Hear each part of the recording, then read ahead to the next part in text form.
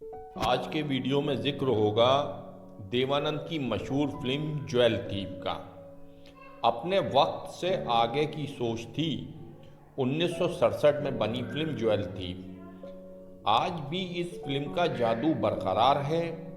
इस फिल्म के निर्माण से जुड़े कुछ रोचक किस्से हम आपको बता रहे हैं। दिलचस्प किस्सों की शुरुआत हुई थी ज्वेल थीव की सदाबहार अभिनेता देवानंद और उनके निर्देशक भाई विजय आनंद उन दिनों सफलता के आनंद में गोते खा रहे थे। उनकी पिछली फिल्म गाइड को हर तरह से कामयाबी मिल चुकी थी। बॉक्स ऑफिस पर खूब चली थी गाइड, जनता जनार्दन से भी शाबाशी मिली और इंटेलेक्चुअल वर्ग बुद्धिजीवियों ने भी खूब सराहा। विजय आनंद और देवानंद अमेरिका गए थे ये सोचकर कि ऑस्कर अवार्ड के लिए गाइड को आगे बढ़ाएंगे, लेकिन विजय आनंद, जिन्हें हम गोल्डी के नाम से भी जानते हैं, उनको देश आने की जल्दी थी।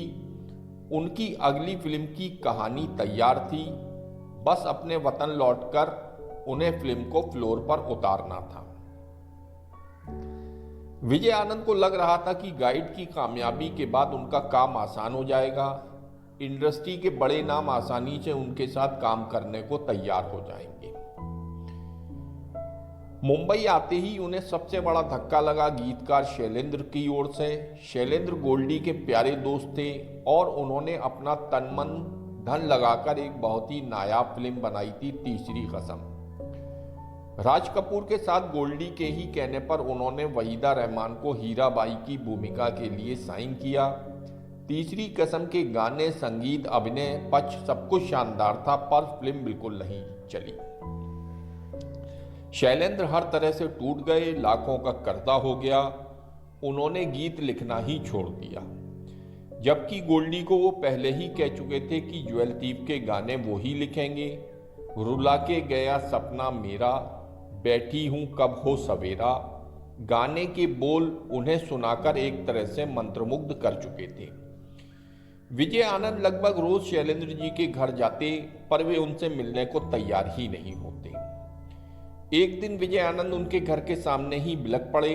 अपने दोस्त को इस तरह डिप्रेशन में जाते देख पाना उनके लिए बर्दाश्त से बाहर था। उस दिन शैलेंद्र भी भावुक हो गए, दोस्त के गले लग गए और कहा, दोस्त शायद अब मैं कुछ रच नहीं पाऊंगा, तेरे भले के लिए कह रहा हूं, किसी और को साइन कर ले। शैलेंद्र ने ही गोल्डी को मजरू सुल्तानपुरी का नाम सुझाया। गीतकार के बाद उनकी गाड़ी रुकी संगीतकार सचिन देव बर्मन के घर पर।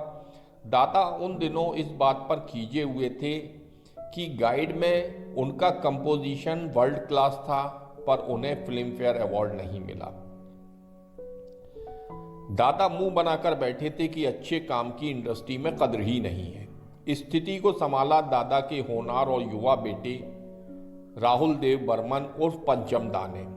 राहुल देव बर्मन उन दिनों अपने बाबा के साथ काम करने लगे थे और गुरुदत्त की आखिरी फिल्म बहारें फिर भी आएंगी के लिए गाना कंपोज किया था। ये दिल जो ना होता बेचारा, जो उस फिल्म में इस्तेमाल नहीं हुआ। गाना सुनकर गोल्डी उछल गए।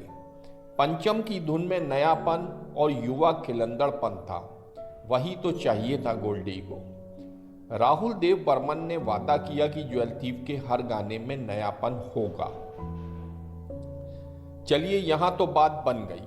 गोल्डी ने पहले मन बनाया कि नायिका के भूमिका के लिए अपनी गाइड की हीरोइन वहीदा रहमान को ही लेंगे, लेकिन निर्माता और नायक देवानंद को उनके दोस्त राज कपूर ने सलाह दी कि वे संगम की हीरोइन वैजयंती माला को लें। उन दिनों नरगिस से राज कपूर की अनबन हो चुकी थी और फिल्मी गलियारों में राज साहब और वैजयंती के अफेयर की खबरें फैली हुई थी। और खबर यह भी थी कि इस अफेयर की भनक से राज कपूर की पत्नी कृष्णा इतनी खफा हो गई हैं कि अपने बच्चों के साथ घर छोड़कर नटराज होटल में रहने चली गई हैं। खैर साहब, देवानंद के कहने पर गोल्डी ने वैजयंती माला को साइन कर लिया।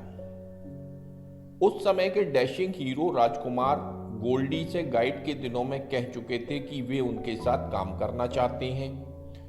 गोल्डी जब खलनायक की भूमिका लेकर राजकुमार को साइन करने गए तो राजकुमार ने ये कहकर मना कर दिया कि तुम्हारा भाई अगर नायक है तो मैं खलनायक नहीं बन सकता। देव को फिल्म से निकालो और मुझे साइन करो।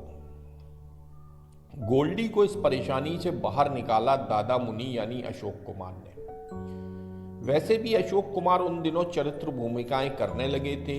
बाद में गोल्डी ने यह भी कहा कि अशोक कुमार से बेहतर ये भूमिका कोई और नहीं कर सकता। ज्वेल थीफ की कहानी एक सस्पेंस थ्रिलर थी।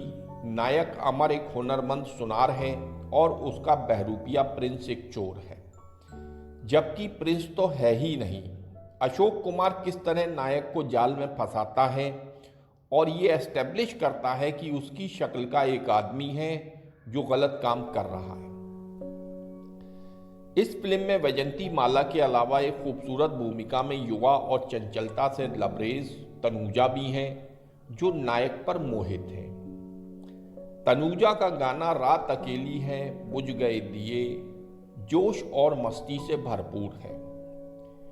इस फिल्म में अंत तक सस्पेंस बना रहता है। खलनायक के जाल में फंसी नायिका, उसका भाई और उन पर पल पल डर का साया। फिल्म के लगभग क्लाइमैक्स में एक सशक्त डांस नंबर, होंठों पे ऐसी बात के फिल्माने के पीछे भी एक वाकया है। देवानंद मान रहे थे कि क्लाइमैक्स में डांस नंबर नहीं चलेगा, पर गोल्डी ये प्रयोग करना चाह रहे थे। डांस मास्टर सोहन लाल ने गोल्डी की मंशा समझ ली। वैजंती माला नामी भरतनाट्यम डांसर थी। उनकी भी ये इच्छा रहती थी कि हर फिल्म में उन्हें किसी एक गाने पर नाचने का मौका मिले। सोहन लाल ने वैजंती माला से कहा था कि वह भरतनाट्यम भूल जाएं और लोक नृत्य का अभ्यास करें। वैजंती माला ने भी इसे चुनौती की तरह लिया और आज भी इस गाने की कोरियोग्राफी को लोग याद करते हैं। फिल्म बनकर तैयार हुई और 27 अक्टूबर 1967 को पूरे देश में रिलीज हुई। गोल्डी बहुत तनाव में थे। उन्होंने पहली बार थ्रिलर बनाया था, लेकिन पहले ही दिन से उन्हें अच्छी प्रतिक्रियाएं मिलनी शुरू हुई। गोल्डी मानते थे कि ज्वेल थीफ की कामयाबी इसलिए भी बहुत बड़ी थी क्योंकि ये आसान फिल्म नहीं थी। इस फिल्म ने कामयाबी के झंडे गाड़े। वैजंती माला ने इसके साल भर बाद शादी कर ली। एक तरह से ये फिल्म उनके करियर की आखिरी बड़ी हिट फिल्म थी। इस फिल्म को बेशक खास अवार्ड नहीं मिला, पर देवानंद, विजय आनंद और नवकेतन फिल्म्स के लिए ये मील का पत्थर साबित हुई। आज 50 सालों बाद भी टेलीविजन, यूट्यूब में इस फिल्म को देखा, सराहा और याद किया जाता है। प्यारे दोस्तों, अगर आप लोगों ने देवानंद की ज्वेल थीफ देखी है तो आप बताइए कि ये फिल्म आपको कैसी लगी। और जो नए लोग हैं जिन्होंने ये नहीं देखी है तो मैं उनको सजेस्ट करूंगा कि एक बार देवानंद की ज्वेल थीफ देखिए। इतनी बढ़िया सस्पेंस थ्रिलर मूवी आपने नहीं देखी होगी और इस फिल्म को देखकर आप लोगों को मज़ा आ जाएगा।